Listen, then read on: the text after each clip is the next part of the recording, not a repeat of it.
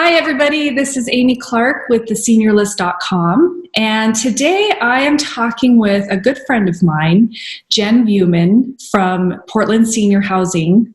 That's also at portlandseniorhousing.com. Jen is a senior housing consultant here in the Portland, Oregon metro area. And I thought that it would be a good idea to talk with Jen today about how COVID-19 is changing the landscape of everything that's going on in senior housing. So welcome, Jen. Thanks so much for agreeing to chat with me today. Appreciate it. Good morning. Hello. Hello.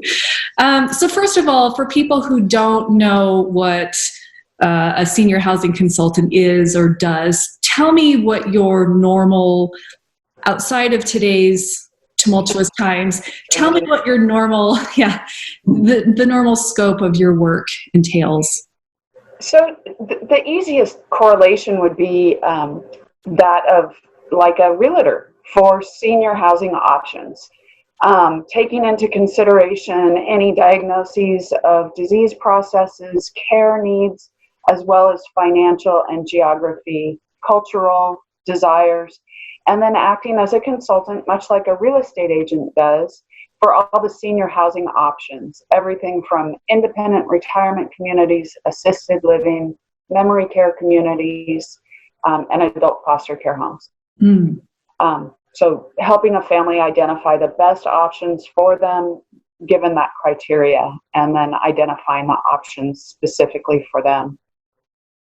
And knowing a little bit about the industry myself, so in a normal day, that usually looks like taking people to the communities that you're recommending and helping them navigate tours and asking the right questions and getting the information that they need. So on a normal day, you'd be out doing that right now. Yes, we would be walking through the buildings, looking at model apartments, sitting down in the dining room and sampling the food, reviewing the calendar for the activities offered, possibly meeting with the nurse to go through what the care needs are, all of those very hands-on experiencing of the community. Yeah, okay. So fast forward to today, tell our audience what someone in your position is doing today to help families navigate through finding senior housing and how that has changed drastically in the last couple weeks. Yes. So in the last few weeks, we have had to switch to a virtual environment. And the marketing people at each of the facilities and communities, from adult care homes to the assisted living and even memory care, are doing a fabulous job of creating virtual tours and really specifically getting down into meeting the specific questions of each family as well through their video. They have some prepackaged virtual tours of the general vicinity of their community, but then if the question is about a particular apartment, they're going in and taking either still shots or an additional video. And also the activities are definitely cut down. So it's hard to explain how that actually is or has been, but being able to share with them what has been the normal and sharing some pictures of some of the past activities has certainly been helpful in being able to lend and explain the flavor or the culture of each community. And then just having detailed knowledge and experience with each of the communities. Having done this for over 12 years, it's easier for me to be able to help the family compare how these communities compare to one another. Yeah, it's in times like these, it's the service that you offer is even more valuable, I would think, for families, because you have a historical relationship with the communities, the senior housing community at large. So what information they can't rely upon today, you're able to be a bit of a historian for them. Yep. Yeah. Okay. So how has, in your opinion, how has COVID-19 impacted the senior housing industry in general? Well, I'm going to answer that with what the process is right now is it's state mandated. DHS is monitoring the communities really carefully. And so if a family is interested in making a move,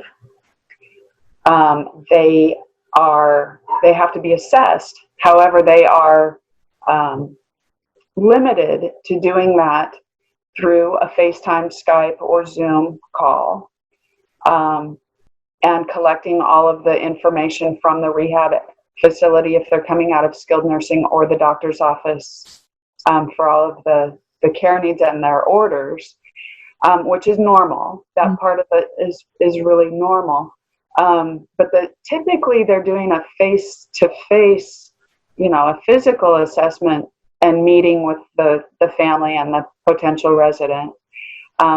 Right now, there are exceptions. If the community is not getting the information that they feel they need to do an accurate assessment, they can get approval. They do have approval from the state for one individual from the community to go in and do an assessment. Interesting. Yeah. However, that said, once the person does actually move in, they cannot move their own furniture in right now. They are having to use what limited furniture the facility may have available. They are asked to just move in their limited personal items, a week's worth of clothing, their own blankets, towels, and sheets, things that can be washed. So they go in, they get washed, and they get set up in their room, and then they are actually being quarantined in their room for the first 14 days. Wow. Which is emotionally, in and of itself, is a huge challenge. As you can imagine, this is a big change. It's a life change. It's your next chapter in life. And to be moving into a new environment without having the support, the ability to have the physical support of your friends and family coming in and helping you through that transition. So, needless to say, if people do not have to move right now, they are not. But we are taking this time to have discussions about where, and just starting with our initial assessment in if they could wave their magic wand, knowing that this move is inevitable, what would they like it to look like? And so I'm having a lot of conversations with families like that. So we are doing a lot of pre-planning with a lot of the kids home and families at home. They are fortunately able to step in and assist with the care needs of their loved one and be able to delay the move in most instances right now. And then the in-home care companies are also very well staffed right now to be able to assist with keeping someone at home. It's not always ideal. It's financially challenging for some, but in reality, it is the safest situation. As of Monday, this is Wednesday, April 1st, but as of Monday, 29 communities had at least one known COVID-19 case in their community. So moving in is kind of, if you don't have to take the gamble, we're all advising not to. Yeah, and that makes absolute sense. Have there been adjustments to the discharge and transfer rules? And we're speaking to the state of Oregon, but I imagine that similar policies are happening across the U.S. and other states. But have you seen any changes in the process that facilities or senior housing communities need to go through to ask someone to leave? Yeah, Medicare and CMS, who is the guiding light of all things Medicare, are changing the rules. It was daily for the first 2 weeks, and the changes are still rolling out weekly, I would say. People are not being discharged in the normal time frame. Typically, if they go to a rehab facility, once they stabilize, they are returned either to home or their assisted living. If they still need help and getting them into an assisted living is taking longer, Medicare is still implemented. They have extended their 100 days. If they've exhausted their 100 days, they're adding an additional 100 days right now. Those rules are being written, and then how they're actually implemented is still rolling out.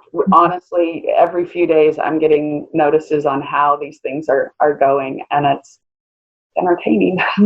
But I feel like they're taking care of, I feel like the insurance companies, the Medicare carriers are doing the right thing. And I think CMS is really trying hard to do the right thing too. Yeah, that's what I've seen as well. It'll be interesting to talk with you in a week or two, yeah. Right? To see how things have changed from today, even in another short period of time. Yeah. And you kind of already covered this in the sense that you're having a lot more pre-planning types of conversations with families and their loved ones. But what advice do you have if a family has to move their loved one? There's just no other options during this time. Do you have any advice for families who need to move their loved ones into a senior housing community right now? Mm-hmm. If the senior is at all capable of engaging on a Zoom type of platform, or Skype is free, FaceTime, if you can get them trained on that before they move, so you can still maintain some kind of visual connection, I think that will help in the emotional aspect of the transition. Mm-hmm. I have lots of clients who call me who made the move just shortly before all of this, and they were literally like just starting to transition, and they are very frustrated. So some of the communities are allowing visitations through the window. You know, at a lot of the adult care homes, they're doing visits through the windows.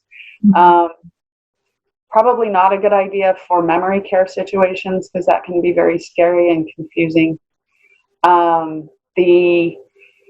Lots of cards and letters being sent. I have a sweet gentleman who, it was just torturous, but we placed his wife. He just could not keep up with her care needs. Mm-hmm. And she's in a fabulous care home, but she's on hospice. And that is another exemption to the rule. Family visitors are allowed to visit their loved ones if they are in an end-of-life situation. So that is also an exemption to these rules. But he had talked to me when we were looking for a place for his wife, how she used to send him letters when he was in the Korean War. Mm. So I said, maybe it's your turn to return the favor and be sending her letters and cards. And so he said, oh my gosh, that's a great idea. I'm getting off the phone and doing that right now. So I think there's a lot that can be done. There's a lot of lost art in this time that's being rediscovered. And I think the value of a letter is huge. Absolutely. Yeah. Okay. Well, that's great. I really appreciate that. And I know that that's a hard question because, as we talked about, things are changing every day. And for some of these things, there really isn't a good answer. No. And there's just no easy answers. So planning and preparing before that move. Work with a consultant like myself. The Oregon Senior Referral Agency Association has members statewide. Many other states have consultants like us that are belong to a vetted group, a vetted association. So you're finding someone ethical and who knows the communities. How, for people who are in other states, what's the best way to find somebody like you? My first pass would be through the primary care physician's office. Okay. But if that's not, if they're not available and don't have a suggestion for you, you're welcome to contact the Oregon Senior Referral Agency Association. That's osraa.com. And most of us have contacts outside of the state and are aware of the state associations that are out there. That's great. We'll make sure to put that in the description below for people for a resource. Excellent. Thank you. Yeah. Well, thank you, Jen, for joining me today. I really appreciate it. I do think that we should connect again in a week or 2 weeks and see what's new and what else is coming down the pipeline. But I really appreciate your insight, and thanks for taking care of our older adults during this really difficult time. Thank you, Amy. You've always been a great resource, and I appreciate it. Okay, thanks. We'll talk soon. All right. Bye-bye. Bye.